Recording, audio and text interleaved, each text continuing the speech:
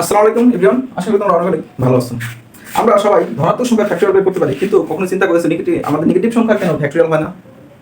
আমরা ধনাত্মক সংখ্যা ফ্যাক্টরিয়াল খুব সহজেই বের করতে পারি, কিন্তু নেগেটিভ সংখ্যা ফ্যাক্টরিয়াল কেন বের হয় না, আমরা কেন বের করতে পারি না, ম্যাথ কেন এটাকে ডিফাইন করতে পারে না, সেটা নিয়ে আজকের এই আলোচনা দেখতে থাকো।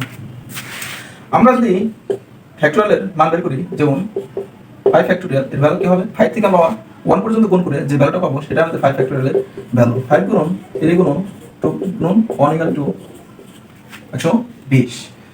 তারপরে যখন আমি বলবো 4 ফ্যাক্টরিয়ালের ভ্যালু আমরা পাবো এই 5 ফ্যাক্টরিয়ালের কে। দেখো আমরা যদি 5 দ্বারা ভাগ করি, এই 5 কাটা যাবে। 4 গুণন 3 গুণন 2 গুণন 1 = 26। যখন আমি 3 ফ্যাক্টরিয়ালের ভ্যালু বের করবো, তাহলে এটাকে আমরা কি করব, এই 4 দ্বারা ভাগ করে দিয়ে যা পাই 3 গুণন 2 গুণন 1 = 6। যখন আমি 2 ফ্যাক্টরিয়ালের ভ্যালু বের করব, তখন আমি এটাকে এই 3 দ্বারা ভাগ করে দেব, তাহলে 2 গুণন 1 = 2। যখন আমি 1 ফ্যাক্টরিয়ালের ভ্যালু বের করব, তখন এটাকে আমরা এই 2 দ্বারা ভাগ করে দেব, তাহলে কি হবে আমাদের শুধুই 1। দেখো তাহলে আমাদের 0 ফ্যাক্টরিয়ালের ভ্যালুটা কত হবে? তাহলে এটাকে আমরা এই 1 দ্বারা ভাগ করে দিলেই আমরা যেটা পাবো সেটা আমাদের 0 ফ্যাক্টরিয়ালের মান।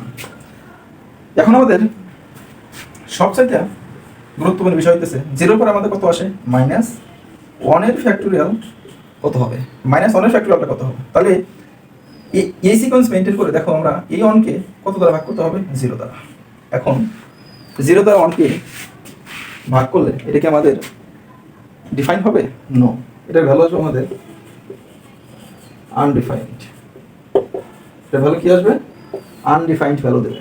এরপর থেকে আমরা নেগেটিভ যত সংখ্যার ফ্যাক্টরিয়াল বের করবো সবগুলো আমাদের ভ্যালু দেবে আনডিফাইন্ড। মানে নেগেটিভ সংখ্যার ফ্যাক্টরিয়াল বলতে কিছু হয় না, আমরা সবসময় শুধু পজিটিভ সংখ্যারই ফ্যাক্টরিয়াল বের করতে পারি। ওকে, আশা করি তোমরা এই বিষয়টি অনেক ভালোভাবে বুঝতে পেরেছো।